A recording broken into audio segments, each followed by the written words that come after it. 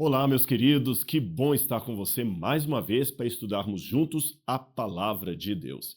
Você sabe, a Bíblia é Deus falando com sotaque humano, mas para compreender esse sotaque humano é muito importante avaliar o contexto em que a Bíblia foi escrita, a língua original, as evidências arqueológicas que tanto confirmam a sua historicidade como dão um embasamento contextual para aquelas cenas, aqueles episódios, aqueles atos, aquelas expressões idiomáticas.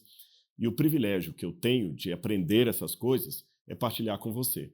Você que é meu irmão, você que é minha irmã e que nutre o sonho de um dia conhecer pessoalmente, olho no olho, o autor das Escrituras. Sim, porque hoje nós o conhecemos pela fé, como disse Paulo em 1 Coríntios 13, hoje nós vemos como por um espelho, isto é, obscuramente, mas em breve nós o veremos face a face, continua o apóstolo Paulo.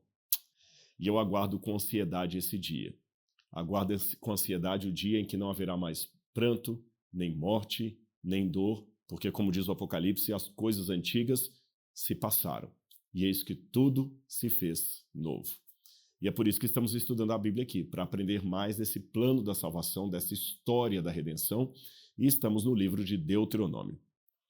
Mas, como sempre, todas as aulas, eu tenho que pedir, invocar a presença de Deus, a bênção de Deus e a iluminação do Espírito Santo, sem a qual nós não entenderemos a mensagem que está na Bíblia Sagrada. Então, vamos nesse momento falar com o nosso Pai Celestial. Obrigado, Senhor, por mais um dia de vida. Obrigado por todos os milhares de alunos, de companheiros de viagem que estão comigo nesse momento para participarem desse estudo da Bíblia Sagrada.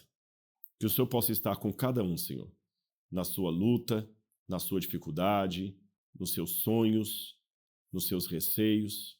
Que o Senhor possa chegar ao coração de todos e mostrar que o Senhor é Deus, e que o Senhor é Pai, e que o Senhor é Salvador, como o Senhor tem mostrado para mim. Agora, Senhor, que possamos ouvir a Tua voz através do estudo da Bíblia, pedimos em nome de Jesus. Muito bem, então hoje nós vamos falar um pouquinho mais sobre o contexto histórico do livro de Deuteronômio. Aí eu preciso voltar a um elemento que eu já falei em aulas anteriores, mas só para frisar, para ficar aí bem decorado, digamos assim, na sua mente. O Deuteronômio lida especialmente com os 2 últimos anos de peregrinação do povo de Israel pelo deserto antes de entrarem na Terra Prometida. Eles passaram 40 anos de peregrinação, desde a saída do Egito até a entrada em Canaã, e os 2 últimos anos são os anos que cobrem o contexto do livro de Deuteronômio. Então nós podemos dizer que o Deuteronômio localiza Moisés e os israelitas no território de Moabe, que nós já mostramos no mapa. Ele fica na área onde o Jordão deságua no Mar Morto. Como seu ato final nesse importante momento de transferência da liderança para Josué, Moisés faz seus discursos de despedida para preparar o povo para sua entrada em Canaã. Neles, Moisés enfatizou as leis que eram especialmente necessárias em tal momento e as apresentou de maneira apropriada à situação. Em contraste com as narrativas factuais de Levítico e Números, aqui as palavras de Moisés vêm a nós de seu coração quando este servo do Senhor pressiona as reivindicações de Deus sobre o seu povo Israel. Eu quero ler em Deuteronômio capítulo 1, versículo 5, o elemento geográfico desta narrativa. Então vamos ler aqui Deuteronômio capítulo 1, versículo 5. Nós já mostramos isso aqui no mapa, mas agora nós estamos recapitulando. Diz assim a Bíblia: a leste do Jordão, na terra de Moabe, Moisés encarregou-se de explicar esta lei. Então a lei foi explicada justamente a leste do Jordão, do lado que hoje, no mapa de hoje, na geografia de hoje, nós chamamos de Jordânia. E foi ali, nas planícies de Moabe, da antiga Moabe, que aconteceram os episódios do livro de Deuteronômio. E esse livro ele tem muitas peculiaridades, inclusive teológicas. Vamos falar do esboço do livro como um todo.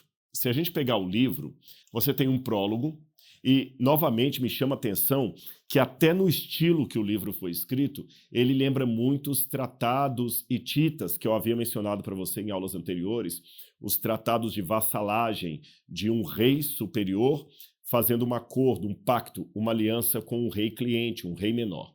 Então ele tem o prólogo, que a gente pode colocar do capítulo 1, versículos 1 a 5. Depois apresenta o primeiro discurso de Moisés, que é um prólogo histórico, vai do capítulo 1, 6 até o capítulo 4, 43, é um discurso grande de Moisés. Depois o segundo discurso de Moisés, onde ele apresenta as estipulações gerais da aliança, vai do capítulo 4, 44 até o capítulo 11, 32, sendo que os 10 mandamentos são uma exposição assim destacada nessa porção do segundo discurso de Moisés. Depois você tem ainda, no segundo discurso de Moisés, as estipulações específicas da aliança, e ele traz um código de leis que forma o núcleo de todo o livro do Deuteronômio.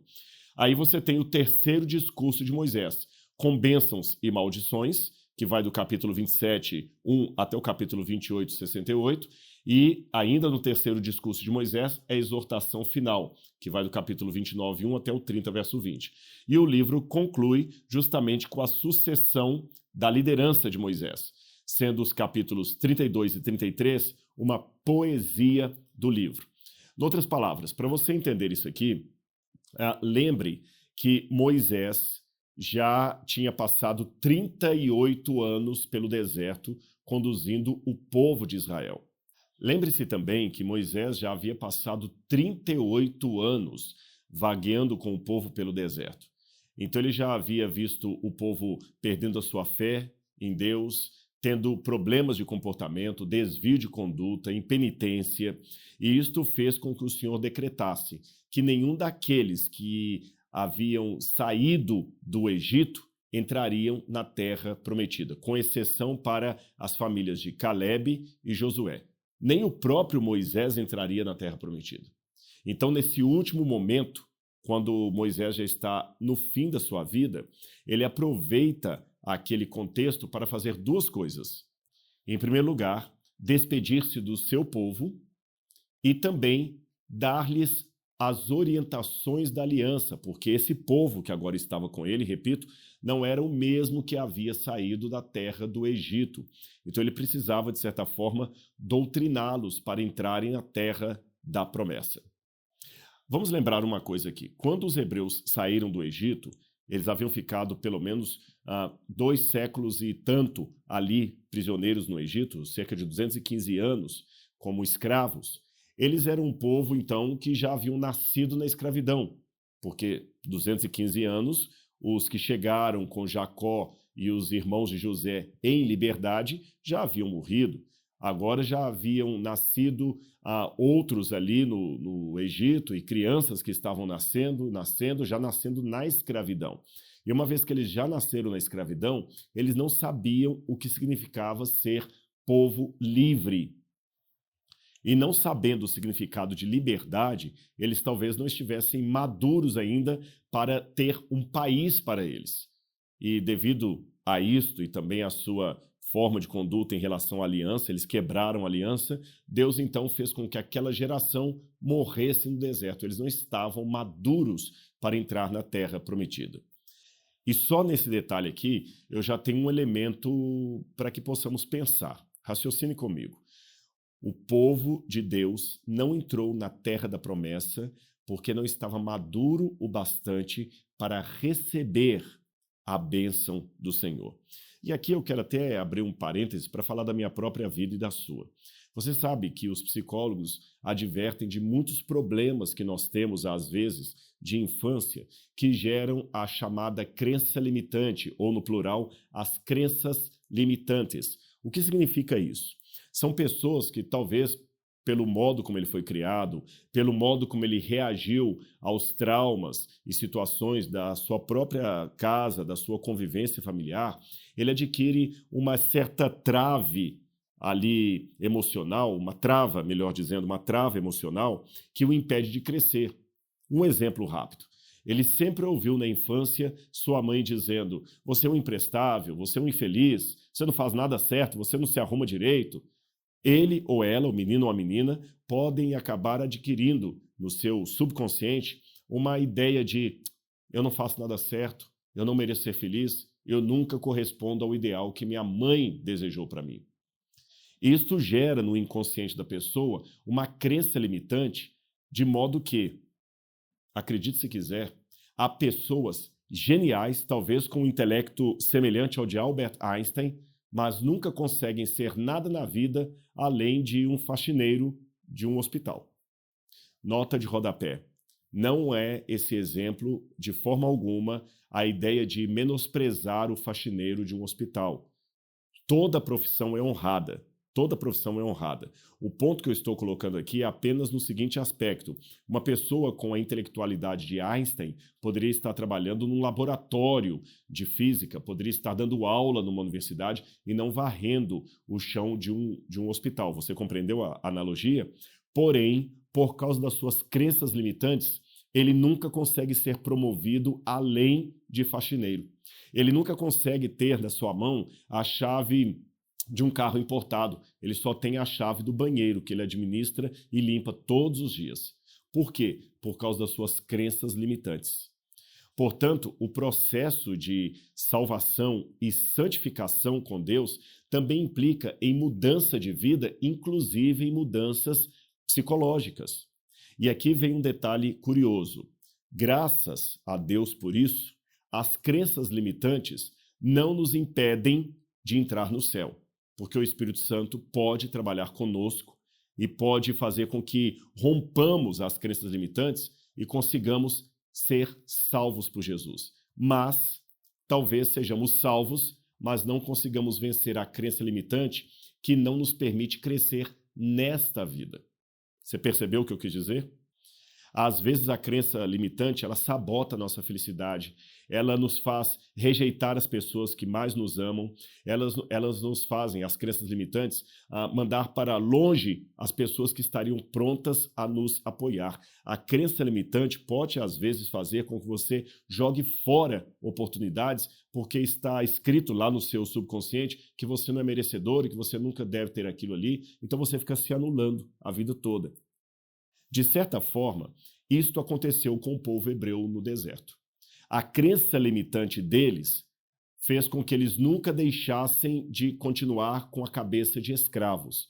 Eles já eram um povo livre. Deus já havia aberto para eles o Mar Vermelho. Deus já havia permitido a condução de todos ali pelo mar, pelo deserto. Deus havia trazido para eles, providenciado o pão que descia do céu, o maná. Mas eles ainda tinham cabeça de escravos. E quando a pessoa tem a cabeça de escravo, você pode torná-lo o rei da Inglaterra. Ele continuará limpando o banheiro, sendo um escravo, se sujeitando a tudo, porque ele não tem a cabeça de um monarca, ele tem a cabeça de um escravo. Isso é muito triste.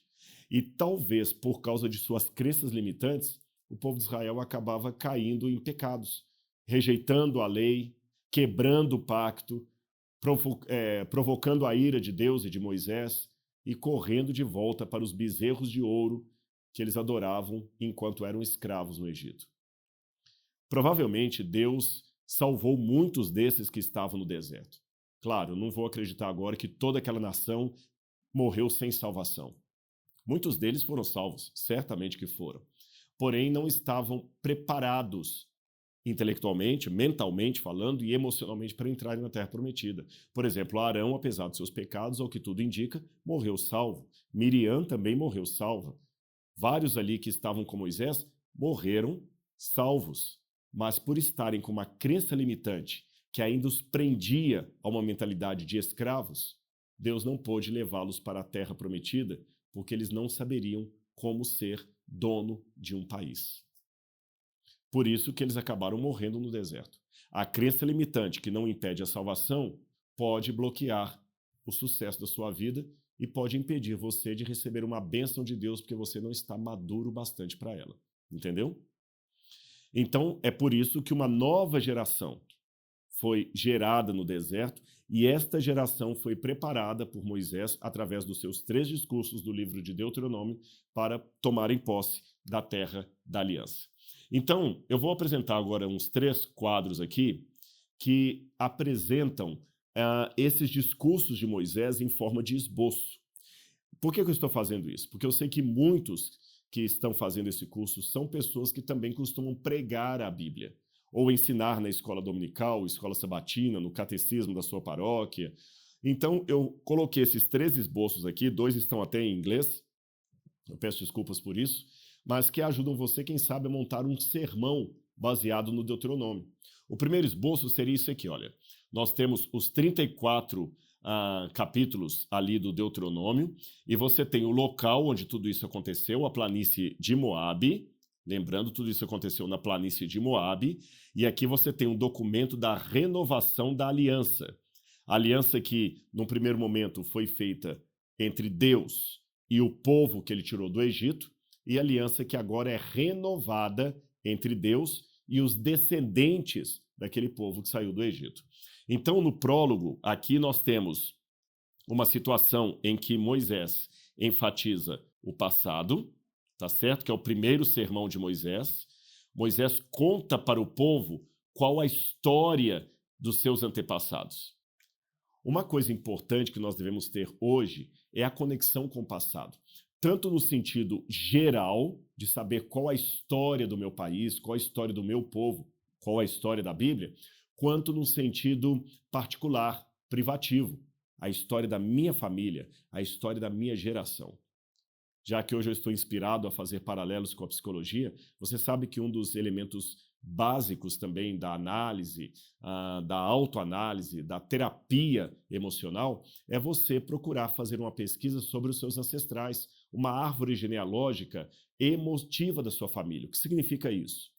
Procure fazer uma árvore genealógica perguntando quem foram seus avós, seus tataravós, se alguém veio de outro país para o Brasil, se há casos de suicídio entre os seus ancestrais, se há muitos casos de separação, se há muitos casos de briga, se há casos de assassinato, se há casos depressivos na sua família.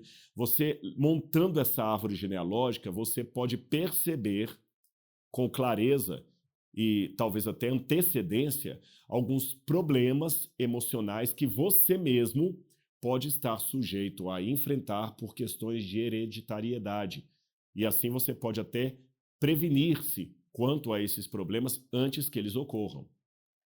Então, é importante você ter uma ligação com o passado. Um dos grandes problemas da nossa juventude hoje, dessa juventude, como dizia Bauman, dessa sociedade líquida, é que nós não temos conexão nenhuma com o passado, então não saberemos qual é o futuro. O segundo discurso de Moisés é justamente um enfoque no presente. Aqui ele fala das estipulações para que eles entrem na terra e as condições. Ou seja, no passado, os pais de vocês falharam, mas aprendam com os erros dos seus ancestrais e não os repitam no presente. Pelo contrário, sigam as estipulações e as condições que estão na lei do Senhor, no pacto do Senhor. E a partir disso, Moisés consegue fazer uma visão do futuro, mostrando as consequências da fidelidade e as consequências da infidelidade. Por isso que você tem uma série de bênçãos e maldições no final do livro do Deuteronômio.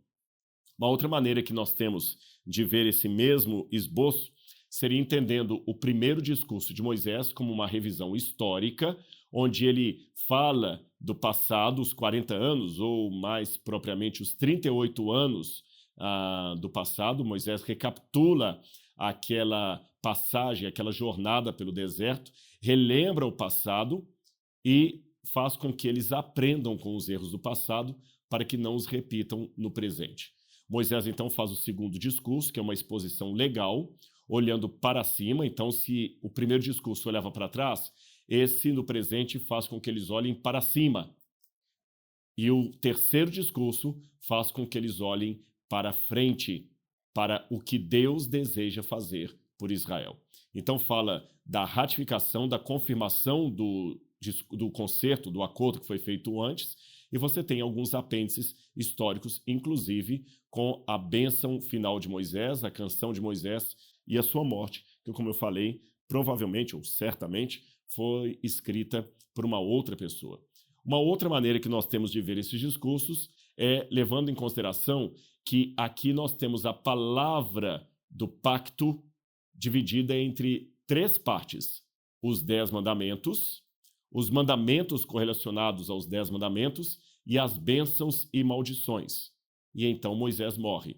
E você tem aqui embaixo todos os capítulos de cada uma das partes envolvidas em relação aos 10 mandamentos, às leis relacionadas. E por fim, mais uma vez o Deuteronômio chamando atenção para o passado, onde você tem a regra lembre-se, o presente, que você também tem a regra lembre-se, e o futuro, lembre-se. Lembre-se quando você olha para trás dos erros dos pais de vocês. Moisés mostra o fracasso do povo em Kadesh Barneia e a fidelidade de Deus a despeito do fracasso do povo. Ele também manda o povo lembrar-se, enquanto no presente olham para cima, das bênçãos que acompanham a obediência e que o comprometimento pode enfraquecer a distinção do povo e as consequências que podem seguir à desobediência. E, finalmente, na última parte, a terra é de vocês. Vocês podem possuí-la. Vamos quebrar as crenças limitantes. Vamos entrar em Canaã.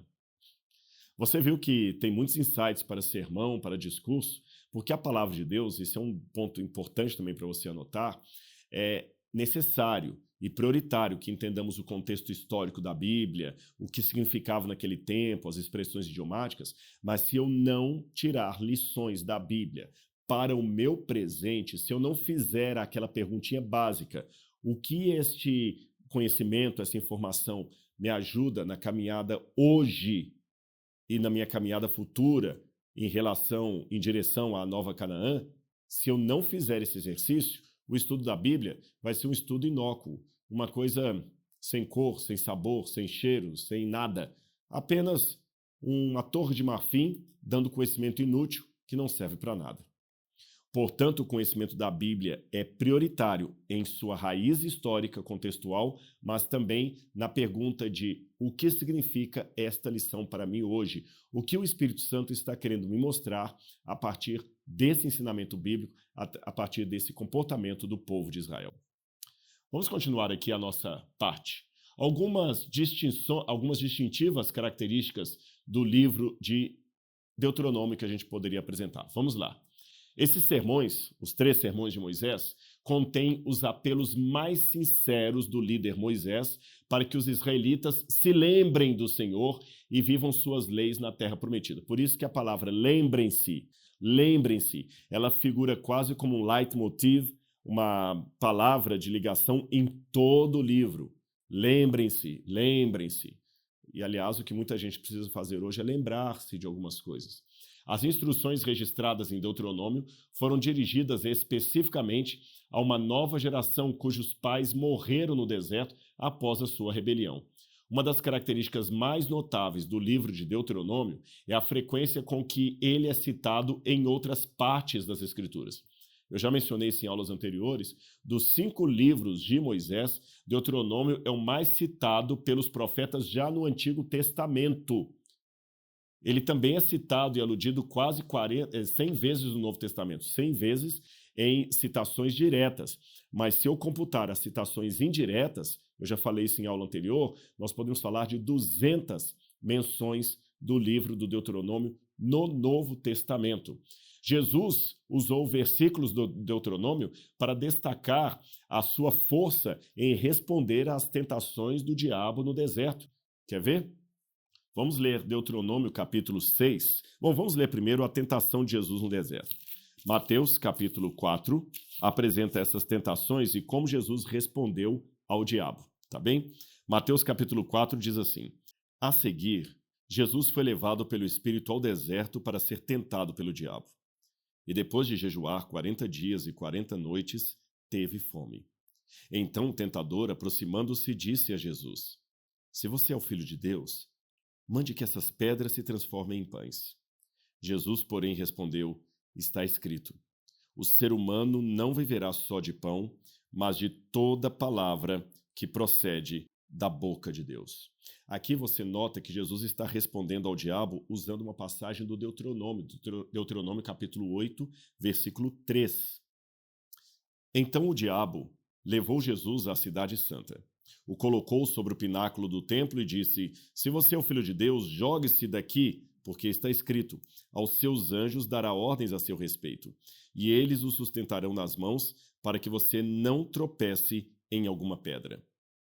Aqui o diabo cita para Jesus o Salmo. Jesus então responde: também está escrito: não ponha à prova o Senhor seu Deus. Aqui Jesus está citando Deuteronômio capítulo 6, versículo 16. Então o diabo levou Jesus ainda a um monte muito alto, mostrou-lhe todos os reinos do mundo e a glória deles, e disse: tudo isso lhe darei, se prostrado você me adorar. Então Jesus lhe ordenou: vá, Satanás, porque está escrito: adore o Senhor seu Deus e preste culto a ele. E, com isto, o diabo deixou Jesus e os anjos vieram e o serviram. E aqui você pode ver que Jesus está citando Deuteronômio capítulo 6, versículo 13.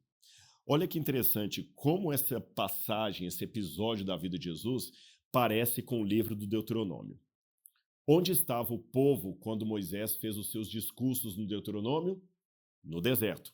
Onde estava Jesus quando foi tentado pelo diabo? No deserto. Percebeu? Quando o diabo tenta Jesus, a última tentação do diabo para Jesus foi levar Jesus a um monte muito alto e mostrar-lhe todos os reinos do mundo e a glória deles. Uma hipérbole, é claro. Mas, curiosamente, este cenário relembra também o final do livro do Deuteronômio, porque Deus leva Moisés até o alto do Monte Nebo e mostra para Moisés a terra prometida. E Deus diz para Moisés: você não entrará na terra prometida porque você errou. O diabo faz um movimento semelhante com Jesus. Assim como Deus colocou Moisés no alto do Monte Nebo e mostrou a terra prometida que Moisés tanto queria, o diabo também coloca Jesus em cima de um monte e mostra para Jesus todos os reinos do mundo que Jesus tanto queria para salvar. Só que aqui o diabo propõe a Jesus uma barganha. Olha, Moisés não entrou na terra prometida só porque cometeu um errinho. Como Deus é cruel, eu sou diferente. Se você cometer só um errinho, eu vou colocar você na terra, eu vou dar a terra para você. E é por isso que Jesus responde propositadamente ao diabo usando passagens do Deuteronômio, porque o Deuteronômio era justamente o estágio final do povo antes da entrada na terra prometida. O Deuteronômio era o modo como Moisés, inspirado por Deus, ratificava no coração do povo a aliança, o acordo. Era através do Deuteronômio e dos discursos de Moisés que eles são apresentados que o povo é relembrado dos erros do passado para não repeti-los no presente e poderem colher bênçãos no futuro. Jesus, então, com o livro do Deuteronômio na cabeça, lembrou dos erros de Israel e decidiu não cometê-los novamente no deserto, diante do diabo. Então você vê que a tentação de Jesus no deserto é, de certa forma, um microcosmo do que aconteceu no Deuteronômio. Ou seria o Deuteronômio um microcosmo do conflito muito maior representado no deserto, que era ali apresentado pelas forças do bem e do mal, da luz e das trevas, de Jesus e de Satanás. Você está vendo como a Bíblia toda vai se intercalando como se fosse um livro escrito apenas por uma única pessoa, embora ela tenha mais de 40 autores? É claro, porque é o Espírito Santo que orientou, que inspirou todos esses escritores da Bíblia Sagrada. Agora, na próxima aula, eu quero tratar com vocês um pouquinho sobre isso aqui, a teologia do nome de Deus em Deuteronômio. Eu já fiz uma breve menção disso em aulas anteriores, falando que os críticos que querem localizar o livro do Deuteronômio na época de Josias afirmavam que o fato de Deus falar que ali iria habitar o nome dele e não ele mesmo, seria um indicativo de que havia uma mudança de entendimento da presença genuína de Deus para uma presença meramente simbólica. Será isso verdade? O que significa, afinal de contas, essa teologia do nome de Deus? O que podemos aprender com ela? Estes e outros assuntos nós vamos falar semana que vem, na continuação deste maravilhoso livro. Eu espero que você esteja gostando do conteúdo, tá bem? Que Deus abençoe sua vida. Eu encontro você na próxima quarta-feira. Um grande abraço e até lá!